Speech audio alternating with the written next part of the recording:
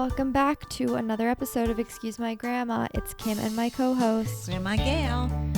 Okay, before we get into this week's guest, Grandma, what's new with you? Well, it's been so terribly hot in the Northeast that I must honestly say I have been watching a tremendous amount of Netflix and Amazon and just staying inside. And this week, I watched The Offer.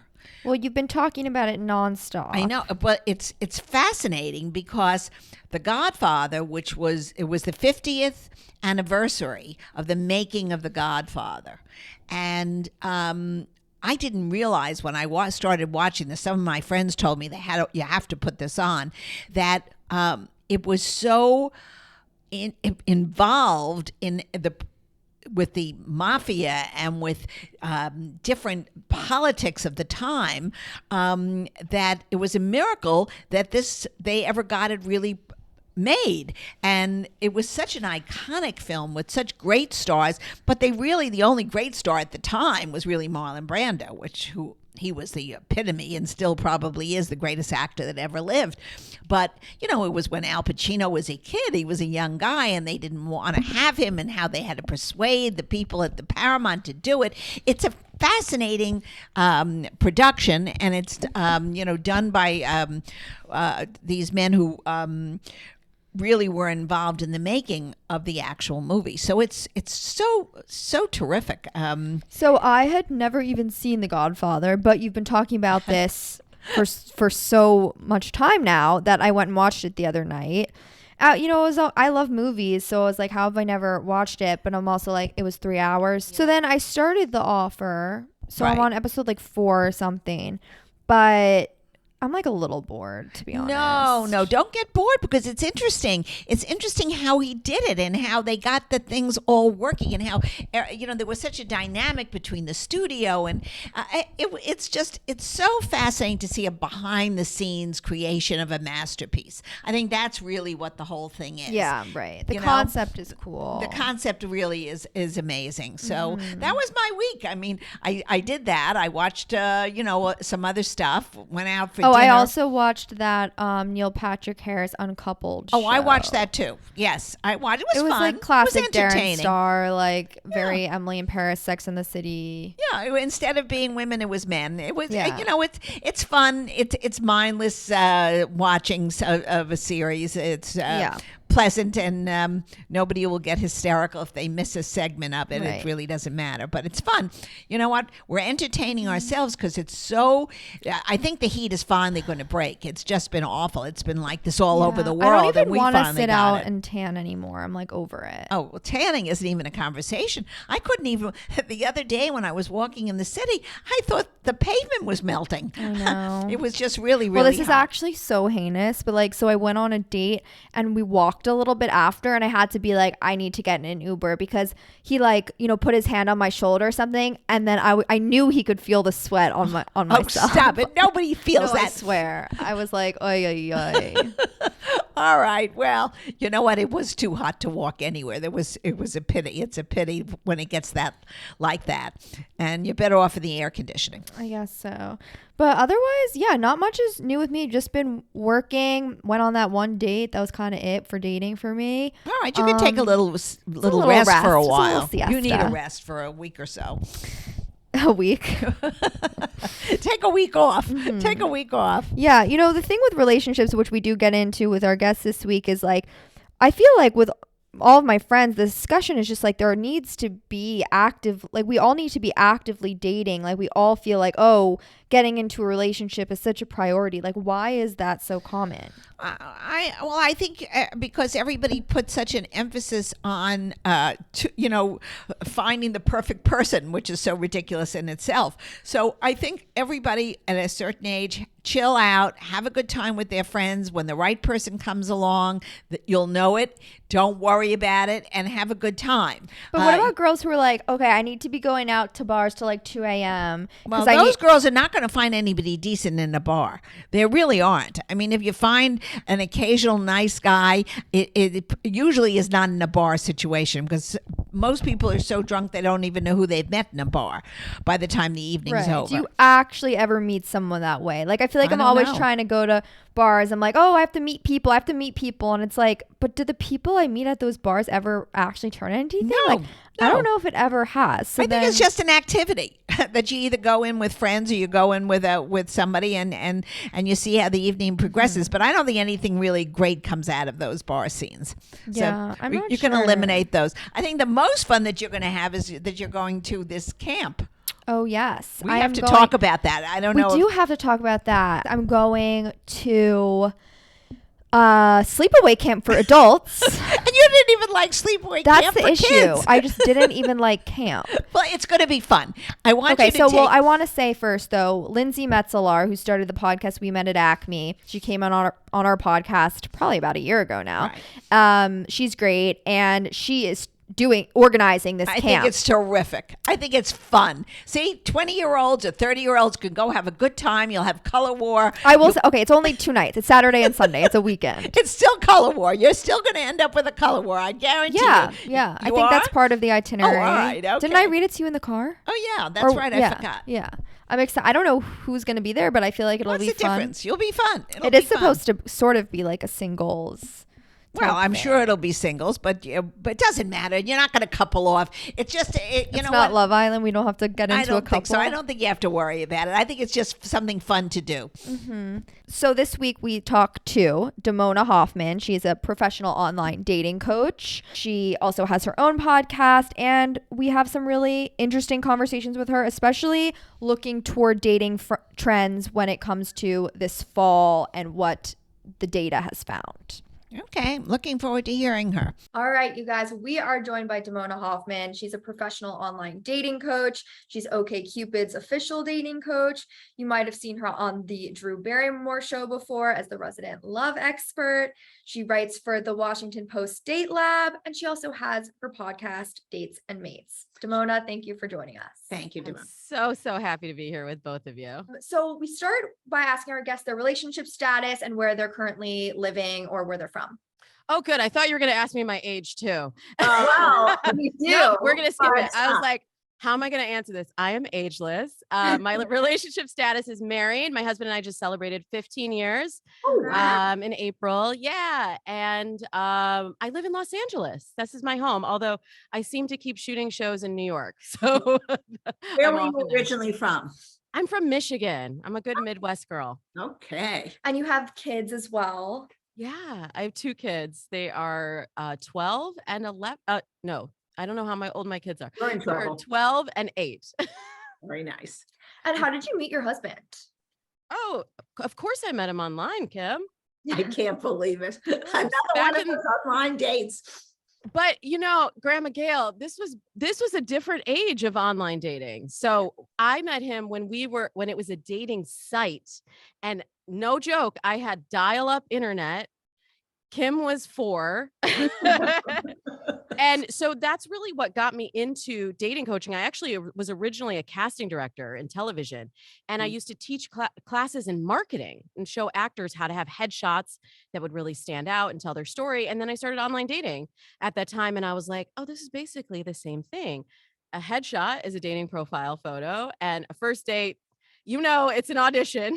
So once I applied those techniques that I was using at work towards my dating experience, I ended up meeting my husband, and then people started coming to me for my advice. And so it just started originally as like just a side hustle, fun thing that I did. So I admire you for seeing where you're going with this and using your expertise in an area that's much needed.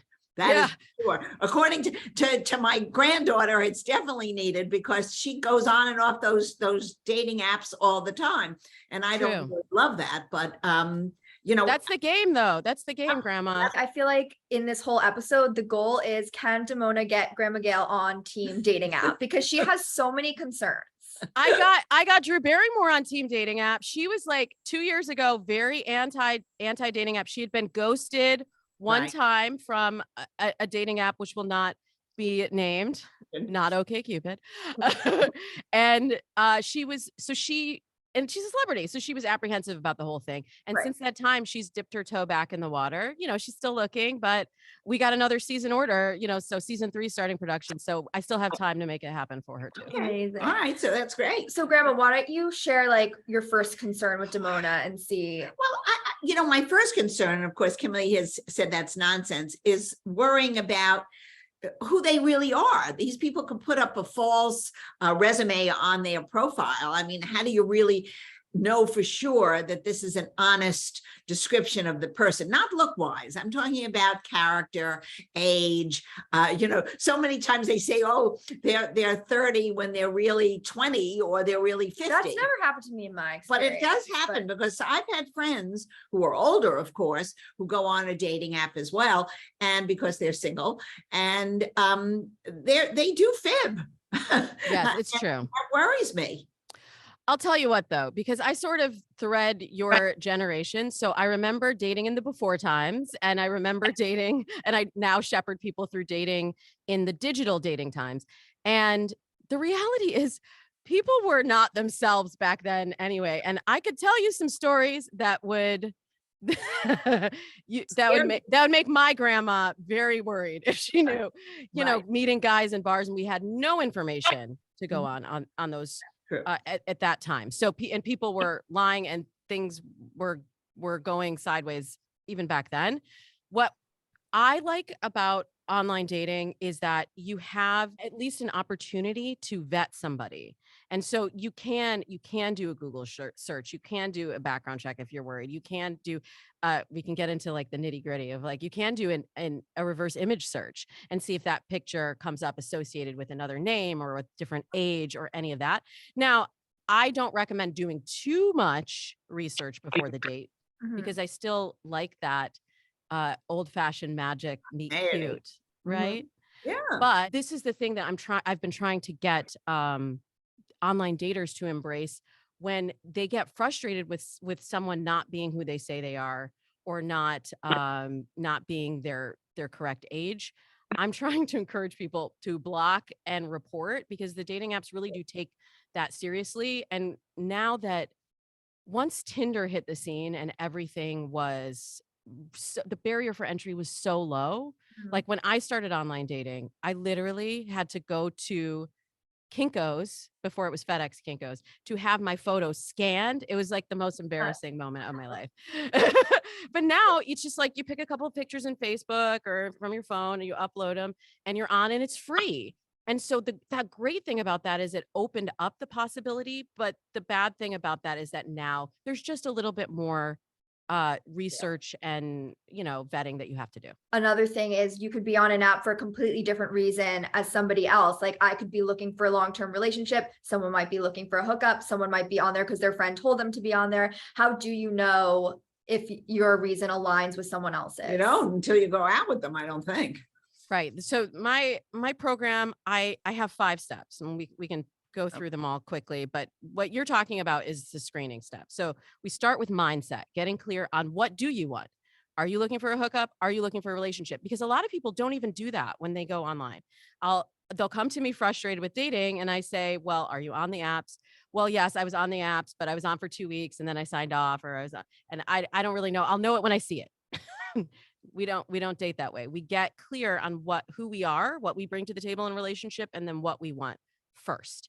And then we develop a strategy. This is the sourcing part. Like, where am I finding these dates? And even though I work with OkCupid, I met my husband online, I'm bullish on dating apps. I don't think it's the only thing that you should be doing. And when I was online dating, I found that I was meeting more people out and about everywhere, because dating is a set of learned skills. And the more that you do it, the more that you practice, the better you get at it. So I was meeting people everywhere while I was dating online. And then we get to screening. And this is where a lot of people aren't doing the screening in the proper way. So they get exhausted. They get burned out on the dating process because they're going out with anybody. They're saying, well, what if maybe I should give them the benefit of the doubt? Or they're texting. And Grandma Gail, I know you have feelings about texting. I don't love the texting either. They're texting all the way up to the date. They're taking all of the air and all of the magic out of the room. And then they're like, oh, they weren't that charming. We didn't have that much to talk about when we got there in person. So it's like you have to thread the needle between having enough information to say yes and not so much information where there's nothing left to be discovered. Right. First date is irrelevant. You've texted for the last 3 days and you've got nothing else to say. So, I mean, that's what I keep saying to the audience and especially to Kim. Don't text. You want to go? Yes. More than that, I'll see you out for a drink or I'll see you out for dinner and let's talk then. So I do totally agree with that, but I do think you need more than one back and forth because as you said, like, how will you know if that person is worth going out with more than the other 50 that you might have matched with this month that seem like on paper, maybe just as compatible? Like if you don't want to get dating burnout by going out with all of them, like how do you differentiate without having a conversation? All right, take notes, Kim. No, seriously, I am. So texting is a part of the dating process now. And when I started doing this 15 years ago, I used to say texting is for information, not conversation. I realized about 10 years ago, people were starting to come to me and were writing into my podcast for advice on how to text. I don't know what to say back. And I started to realize I needed to teach texting as part of the flirting and screening process. So what happens on text is that you develop a false sense of intimacy and an idea of somebody that may not actually exist. And there's something that psychologists call the online disinhibition effect. So this is, I am behind a screen, so I'm going to say things that I would not necessarily say if we were face to face or if you really knew who I was. And what I try to get my clients to do is to back off from that. So you can keep it light and do some screening on over text. But if you get to the point where you're revealing something, if you pause and you say, would I say this to this person now if we met in a bar or if we were meeting face to face? If the answer is no, you have to have like a coy response at the ready. You keep the flirtation and the anticipation going. And that's the thing that I have been teaching people for the last 10 years in texting. So you say, I'll tell you more about that when we get a drink, or, well, I would love to tell you that, but we're not dating yet, or something like that, that adds in anticipation. And then this is really key. And a lot of people are skipping it. But I've always said, I'm a big fan of the phone call. I know people don't like you can't just pick up the phone and call somebody, but like doing a phone call, a video chat, some sort of a screening step before you get to the date will save you a lot of time in the long run. So Kim, I'm ready. I'm ready for, you can I have dispute so many thoughts. Okay. Well, let's go backwards. So with the phone call, if it's before a first date, and let's say we already scheduled the date and then they call you and you're like, there's not that much chemistry, then I'm going to have to say to them, actually, we can't meet in person anymore. No. She's saying, yeah. Oh, really? Yeah. Really? Yes, this is screening. The whole goal of, you're on the dating app to find your person, right? So why are you wasting your time? That's what's causing dating burnout. And then we feel like obligated. Like I just heard this story yesterday. Someone was saying they went to a date and they were having drinks before their table was ready. And then this is the worst. This guy was the worst. The hostess came over and said, "Oh, your table is ready now." And he said, "Oh, you know what? Actually, we don't need the table because I actually already have dinner plans after this." No, he did not have dinner plans after. Of course not. He just had figured out in the drinks, he'd figured out it wasn't a match. Now, if they had done a phone call or video chat before they got there, they would have figured that out. And so you also need a phrase at the ready that lets people know you have to establish your boundaries, establish what you want. And this is all part of practicing, because once you get into the relationship, you're going to also have to find your voice and assert your boundaries, right, Grandma Gail? I'm of the opinion, though, you have to give somebody a face-to-face. Even though the guy decided it was over at the bar before he even sat at the table, he's basically rude. But I mean, one night is not the end of the world. Yeah. And that's the thing. It's not like you're up for a Nobel Prize and you can't be available a couple of evenings. I think that it's nice to meet somebody in person after you've texted, after you've done these preliminaries, but gives the woman or the man a chance. And if you see at the end of the dinner, no good, there's no chemistry, there's no nothing. I still think it's very hard on a first date to find that out. But if you have some kind of red flags that pop up, don't make a second date, but leave it very pleasant. I always say, leave them laughing. You never know what's going to happen a year from now. You might this person might develop into the most wonderful prince or princess. So leave it open. Don't leave with a bad taste in your mouth. I agree with that 100%. Okay, and this is why the energy of the date, you remember most the beginning and the end. And if the date continues past that point and you don't leave them laughing, you might not get that second date when you otherwise would have. So I tell my clients to leave the date feeling like it's ending in the middle, which is also why I tell my clients and my Dates and Mates listeners, do not do dinner on a first date. When you're meeting someone from online dating, they're a stranger. You don't have that bridge of I met through friends or I met through a community or we have things in common. So you have to let it unfold slowly. But the key element when you're on these first dates is you got to keep them short and sweet. And the big difference, I think, Grandma Gail, is that the speed of dating has increased exponentially. So that's why I'm trying to keep people from dating burnout, because if you say yes to everyone and you're going out, I have clients prior to the pandemic that were literally going out 2 dates a night, 4 nights a week. And then they're like, why am I so burned out? That happened to us during COVID. I thought she was having a nervous breakdown. There were so many good people coming in and out. Right. But I don't know, did you develop any sort of a screening process at that point? Because you can't sustain that level of. Yeah, you cannot, it is not sustainable. Also, again, it was like in COVID when no one was doing anything else. So I think it was a little bit of a different situation. Right. Not that I don't do that now. But it's a little less. It's a little less.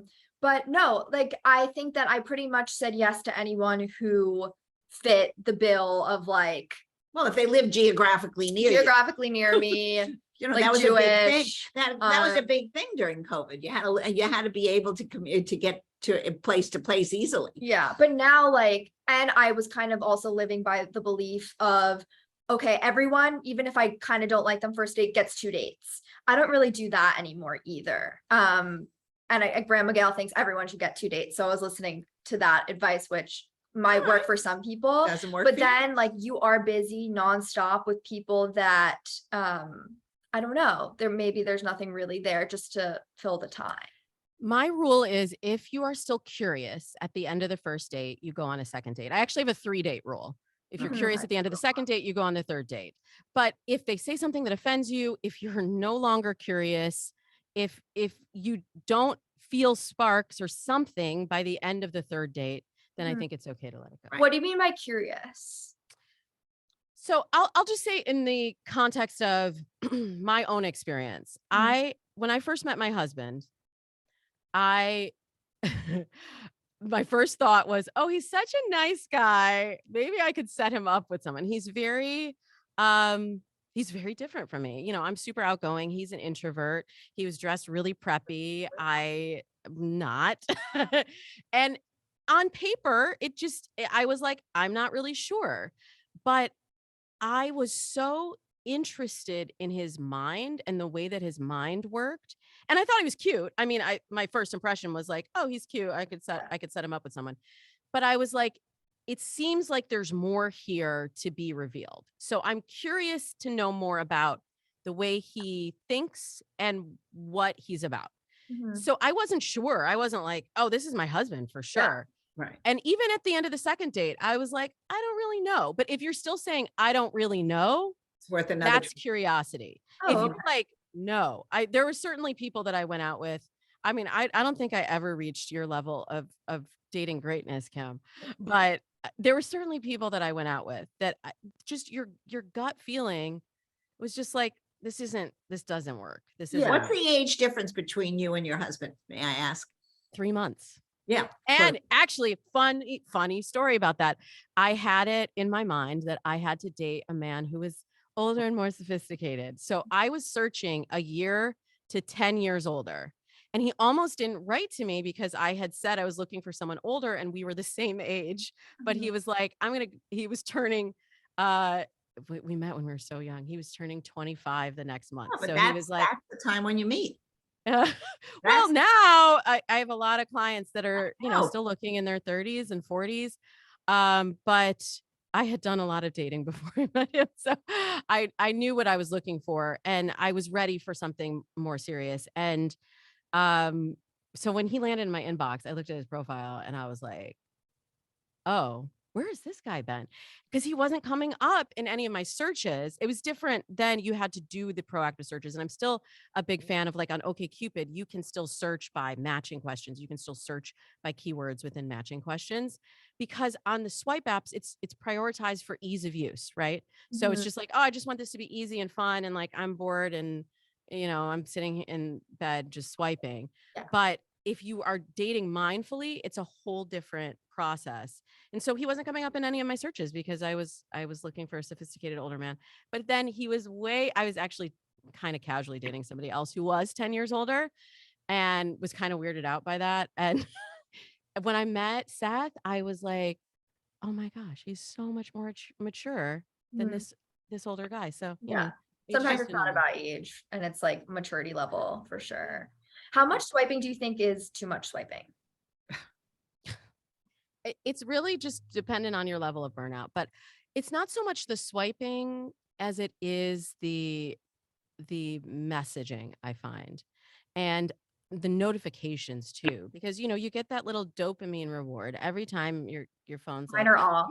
you have a match. Yeah, keep it off. Everybody listening, keep your notifications off. I have my clients set a time when they always check, like, to make sure that they're checking every day, because also time is of the essence. And you've probably seen, like, you match with somebody, and if things don't start moving along right away, they get buried in the chat, and you're just like, oh wait, who was this person? Also, I just want to go back a second. Do you know what that means with the notifications? No. Okay, yeah, I had a feeling. Okay. So, like, when you get a text message and it pops up on your phone, Yes. like every time you get a text, you're like, oh, I got a text. I have to, like, it gives you a little dopamine rush. Oh, it gives you a rush. So you like, get excited. You get excited. Like, so if you have, anytime you match with someone and it's popping up on your phone, that does something to you versus like just opening the app and seeing that you have them then, and not just getting them as they come, just like only when you're on the app. Right. So you don't constantly get that constant charge. Right. Yeah. Yeah. And then also what happens when you get the notifications throughout your day is you're like, oh, this person is cute, but you're at work. You don't have time to respond. So you forget. And then you get 5 more matches. And then that person that you actually really did want to go out with is way down in the feed, versus when you're looking at them all at once, you can say, oh, I really want to write to this person first. All right. I'm listening to you. I'm still hooked on the setups because I think this is a very hard thing, because you could swipe a million times and everybody could look appealing, and you could really start this serial dating. And whereas if someone, sets you up, you got to give it a chance. But I'm also very that's big like, on that setup. let's say that happens to you like once every 2 months. Well, it doesn't happen that much. So then what, you're just not going to date unless it's like, I feel like you have to use all of these positive resources. But I think my problem is that everybody is looking for the better thing. When do you say it's enough? This is good. I like it. Like you said, found your husband, wasn't love at first sight, because you were thinking about maybe you were going to even set him up with someone else. But after a group of dates, you said, no, there's got to be something that clicked in your brain that you said, this guy maybe could be my number one person. And I worry about that with these dating apps, because there's always somebody that looks very good on the screen. So maybe this guy isn't so good. I'll try another guy. It's like almost like going into your closet and looking at your clothes. Well, maybe not this one tonight. I'll pick that one. It worries me because there's so many choices. Let me put it that way. There's so many choices for you girls. It's almost like a whole flower garden opens up on these apps. How many metaphors are we going to make? I don't know. I love metaphors. I'm just thinking about it, and it really is. Whereas when we went out in the old and prehistoric days, you had a couple of dates. You either liked him. If you didn't like him after a while, you got rid of him. You went on, but you didn't have the variety that you guys have today, which in many ways is better. but in other ways could be dulling your senses after a while.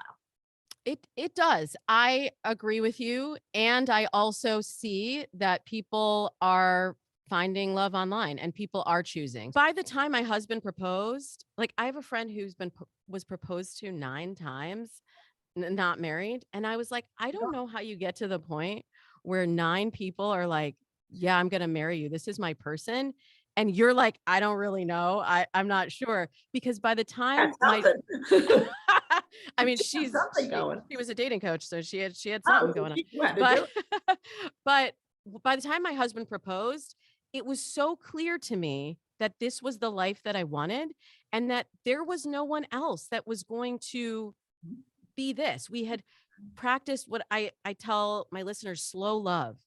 Practice slow love. I didn't coin the term. Dr. Helen Fisher really did the research on this, but research shows that when you get to know someone over time and you form bonds and memories, and then you also have that sort of hormonal exchange of oxytocin and you feel bonded to them, then you're not even looking at these people that you're swiping on in the same way. And it becomes clear if you've done the mindset work in the beginning and you're really clear on what you're looking for, when you see it, it's abundantly clear. Okay. Very well explained. Yeah. Like that, Demona. I want to go back to something you said before because it piqued my interest of like doing some extra like sleuthing of like the reverse image search and things like that. I've never done that. So smart. Are there anything like other tips like that? Use it. Just use it sparingly. Like if you really feel, because sometimes people will write in and say like, I just have this gut feeling. I don't know about this guy, or what, maybe I should give you some of the red flag signs so that you know when you should do additional searching. If you notice that you only get messages from this person at like weird times, like only after 10 o'clock or only like certain times on the weekend, or they can only see you or talk to you at those times, that is certainly a red flag. Or if you look at their profile, like I had a client who, before she came to me, of course, I've hooked her up and now she's in the best relationship of her life. Her words, not mine. But before that point, she was actually hesitant, Grandma Gail, about going online because her last experience had been she matched with somebody and he only had 2 photos. You can't do that like on Hinge or, a lot of the apps you have to, on Hinge, you have to have 6. Yeah. But I like to have a curated number of photos, not all of your photos. It's not your Instagram, but he only had 2, which was not good. And they didn't quite fit together. One was a group shot and the other, it was like kind of far away. So she couldn't really tell what this guy looked like. And then when she went on the date with him, he did not at all look the way that she was expecting. And finally she called him out on it. And she was like, you look kind of different from your profile. And he was like, here's the deal. That's actually my friend's photo. The group shot was me, but the other one was my friend's photo. And I didn't think, people would like me with my photo. So he was just catfishing. Yeah. And he said that no other woman had ever called him out on it. Back to my original point about the blocking and reporting. Mm-hmm. But, she was very discouraged after that point about online dating, but she didn't listen to her gut in that moment that something was wrong. Like before she went to the date, something was wrong. That's when you want to plug in the reverse image search. And it's really easy. You go into Google, you just take the picture, like save it on your phone, save it on your computer. By the way, you can use like all of the apps on your computer. A lot of people don't know this. Oh, I didn't. Yeah. Yeah. You can pull up Bumble, OkCupid. You can pull them all up on your computer. But I find sometimes it's easier to work with the tools when you're not on your phone. So you just then drop it into Google has like a image button you can click and then drop it in there. And then it will look for any similar photos or the same photo. Mm-hmm. And sometimes that won't come up, but if it does, definitely pay attention because sometimes people will say, oh, well, I looked it up and he said his name was Jim, but it says Bill on this photo. It pulled up a Facebook profile. if you get to that point, stop. Yeah. Do not start, do not give the benefit of the doubt. Like, I'm going to talk to Jim about why it says B. Right. No, honey, he ain't Jim. Exactly. Okay, I'm going to give you my really hot sleuthing tip. Okay. Also to be used sparingly. A lot of times people will search Instagram, Facebook, Google. The real hot take is LinkedIn. I knew you were going to say that. That's mine too. I tell everyone that. Good. You got it. Because if they are, people aren't trying to catfish on LinkedIn because they're trying to work. So LinkedIn, if I they know, are, but it's so interesting, this whole conversation, because I have so many, well, basically women friends who are now single because they're either a widow or divorced, and they go on these apps too. Now, a lot of them, absolutely don't know how to work them because they're coming up with guys that are clearly not who they are on their pictures. Whether they took a picture 30 years ago, maybe with their first girlfriend, all of a sudden they've got it on the page, and then they meet my friends and they don't look the same way, which is, it's very disheartening because dating goes on throughout your life. So is the question, like, if you're in your 60s or 70s or 80s, like, should you be treating it the same as when you're 20 or 30? That's a great question. Here are the facts. Women over 60 are the biggest targets for romance scams. So when I'm working with someone over 60, I have them be extra vigilant about looking at profiles and making sure and doing this screening and vetting beforehand. Another great way to screen, particularly if you're over 60, is to read their profile. Read their messages as if they were written to someone else. Like, if you could read it and that could be written to your best friend or your dog or whatever, if it's not specific to you, they're probably cutting and pasting. Like, that's the thing that, they're cutting and pasting messages and they're hedging their bets, and probably not authentic. Yeah. Thank you. That's very interesting. And also, like, now that I'm thinking about it, I mean, maybe this is generalization, but like my grandparents like aren't the best texters in the world. Like, if my grandma will send me like, okay. If one of my girlfriends sent me okay, I'd be like, she hates me. Like, what did I do wrong? Okay. Period. Yeah. So like, period is aggressive, Grandma Gail.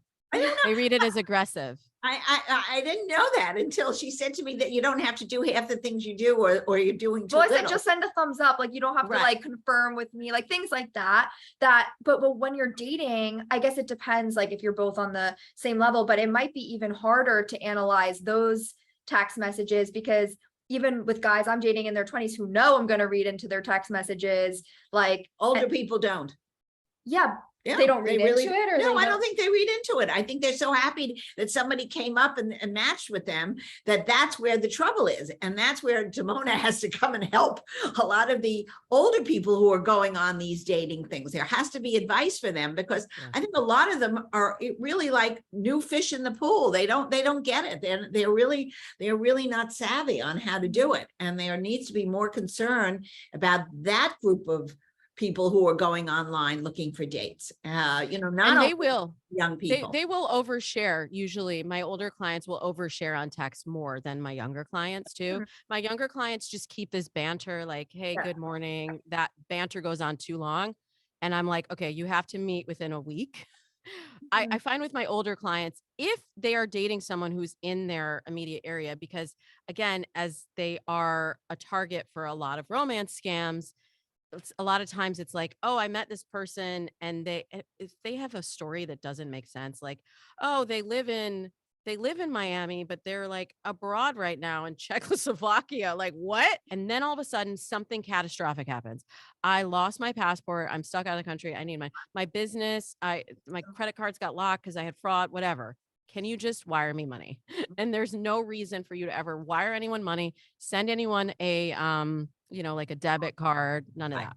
Yeah. That's when good advice out there. Everybody better be listening who's over 60 and single. Another thing about texting, I saw you posted earlier about like emojis and how to kind of build tension and flirtation using emojis. I don't really like when guys or anyone uses emojis unless it's like a smirk but what are your thoughts? I think they're mood modifiers. So they're like salt. You use them sparingly.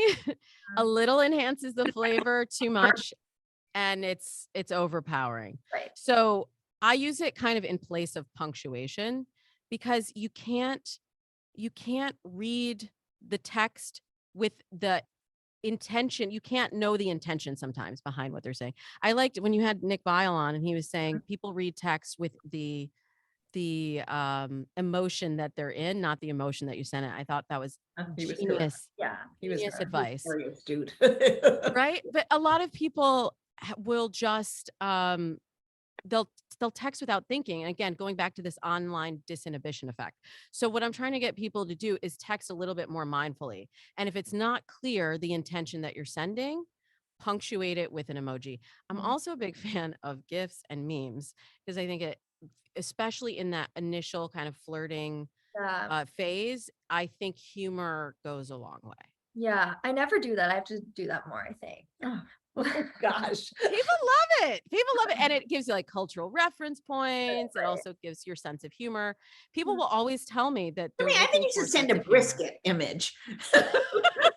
Roast image on your first date. Send out a brisket. See how And say many what, guys, see how many guys respond that you make a good brisket. I don't know.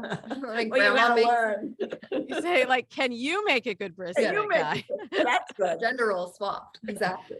Oh, I'm all about that. You know, I'm Mhm. all about talking about gender roles. So I want to talk about OkCupid's fall 2022 dating trend predictions. You have all the data. What do you see coming up? Okay, well, first of all, you know, cuffing season is coming. Grandma Mhm. Gail, do you know what cuffing What's season cuffing is? season? We've gone over this. I don't think I know what it is. I forgot. It's like when it gets colder and everyone wants to couple up. Oh, all right. Okay. Yeah, well, that's true. Mhm. So the official kickoff for cuffing season, according to our data experts at OkCupid, Sunday, November 6th, because we always see the biggest spikes between Halloween and Thanksgiving. Right. And then after that, we see it continues to build, and you know, in peak dating season is January. So this is when people start getting curious about, ooh, I would like to match up and have somebody to cuddle with and cozy up with in the winter. So that's the first thing to keep in mind. So make sure you got your profiles ready before you get to November 6th. What we're seeing, first of all, it sounds like, Kim, you were going on in-person dates like for a while, but a lot of people have tended towards the virtual dates with COVID. Okay.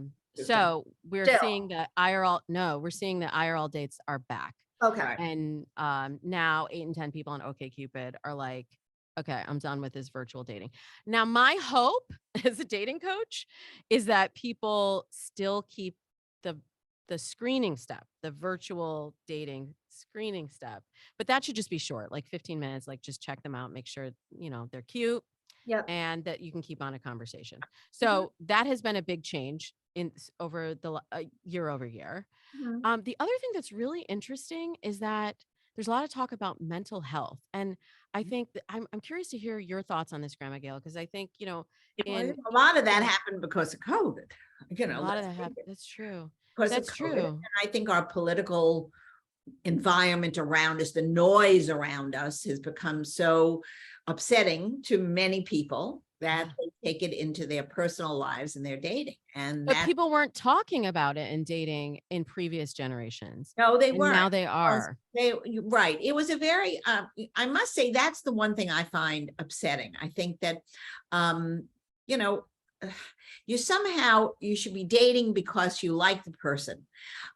Stop worrying whether he's a Democrat, But the Republican, person's independent. values. Yeah, but matter. it matters, but you don't have to have the same political persuasion as seen by many to be a good couple.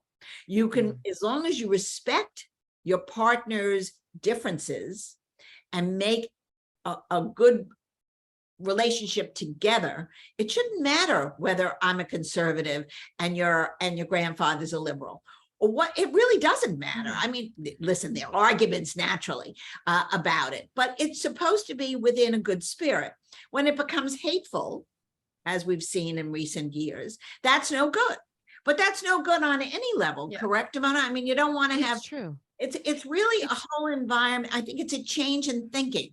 It is. We have to get over. We have to be a little kinder to I each agree other. with you, but I also see that the landscape right now is extremely polarized. And what people are tending to do is they look at political beliefs as a proxy for all of the other values, like Kim was saying. And while that may or may not be true, the numbers show if you look at if you look at couples that are different sides of political spectrum, that number is decreasing sharply. And when we look at Republican with Democrat, that's only 4% Wow. of Really, new I think couples today. That's so Yeah, interesting. it's very polar. But what we found at OkCupid the last election was that the biggest divide was between voters and non-voters. Hmm. So we have a voter badge because Oh. people are like, how can you not care? Like you have to Not care. not having an opinion was almost worse than having an opinion that was different than yours. Interesting. Yeah, Interesting. that makes sense. Yeah, I guess mean, I'm making an assumption that people who don't vote don't have an opinion. So I think they so have. forgive me. They decided not to vote because that was their opinion. Yeah. Well, it wasn't getting them any dates on OkCupid. No, it's very interesting, but that is part, you see, I think my whole theory and very much even when you see it on college campuses today in lectures, I think people have to respect differences of opinion. And once you become intolerant of somebody else's opinion, it's no longer a good society. 100%. But also, like, I do wonder if you're looking for your partner that you're going to spend every day with, that you're going to start a family with, whatever, like, it's probably smart to be aligned. Opposites attract. I think on a values basis, it has to be similar. But again, I don't think necessarily that all of someone's values can be told just by the political party that they're affiliated with. Yeah, of course. But I think this also goes back to this online disinhibition effect and people being so polarized online and sharing their opinions that in a one-way conversation. This is also the big change with texting. Texting is a one-way conversation. It's not a dialogue. Right. And so people aren't having that dialogue, Grandma Gail, that really bridges the differences, right? And so we just are like, this is my opinion. This is my opinion. This is what it is. And so that's how we're used to communicating. And that's why I think we're getting pushed further apart. Yeah. Wow. That's so interesting. I want to end the episode with a game we play with all of our guests, Grandma Gail's old-fashioned dating quiz. So we'll go through some hypotheticals and then deem whether Demona is more of an old-fashioned dater. I know. I'm so curious about this. I don't know where we're going to end up. So let's go. Okay.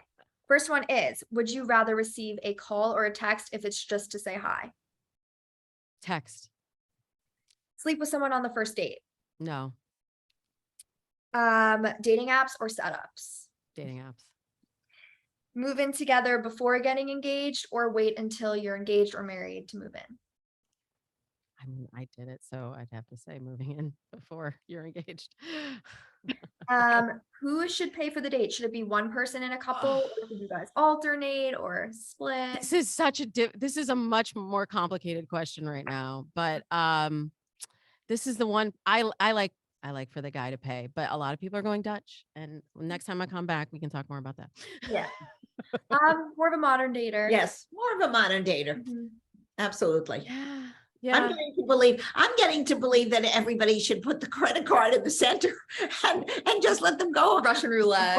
Roulette. Just pick out whoever the card out. It's so stressful. So stressful. You spend the whole night worrying about whether who's going to pay. Demona, thank you so much for joining us. Tell our listeners how they can follow you and anything else they need to know. Thank you. Thank you so much for having me. This was so much fun. I am still doing the Dates and Mates podcast every Tuesday. You can listen wherever you're listening to, excuse my grammar right now. And I'm on Instagram, Facebook, Twitter, and I'm trying on the TikTok, y'all. I'm really trying. All of them, I'm at Demona Hoffman, DamonaHoffman.